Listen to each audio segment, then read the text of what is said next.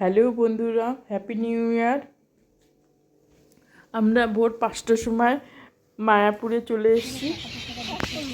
আর আমরা চলে এসেছি হ্যালো বন্ধুরা, আমরা মায়াপুরে চলে এসেছি। আমি দিদি আর দেখাচ্ছি মায়াপুরে আমার মেয়ে, ছোট মেয়ে, আমার দৃশ্যগুলো জামাইবাবু। দেখাচ্ছি।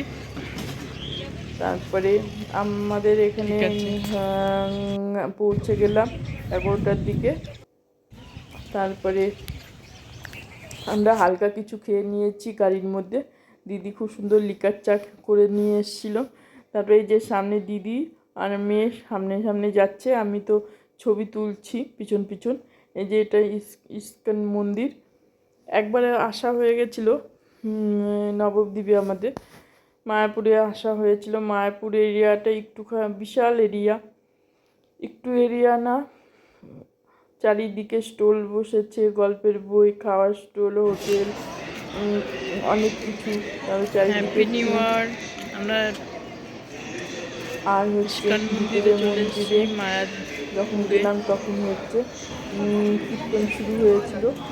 ফোনের জন্য আবার লাইন দিয়ে ফোনগুলো দিতে হয়েছে। হ্যালো জুতোগুলো গাইস, আমরা লাইন মায়াপুরে দিয়ে চলে আবার এসেছি। Happy new year. জুতোর কুপন কেটে আবার জুতোগুলো আমি জমা ব্যাক দিতে ক্যামেরা হলো। দেখাচ্ছি মায়াপুরের সিনারিগুলো। আমরা অনেকক্ষণ বসে বসে বসে বসে কীর্তন শুনলাম। তারপরে হচ্ছে জামাইবাবু প্রথমেই, একদম সবার প্রথমে এসে হচ্ছে আমাদের কি খাবো সেটা হচ্ছে বলে আসলো। ওইখান থেকে খাবার দেয়।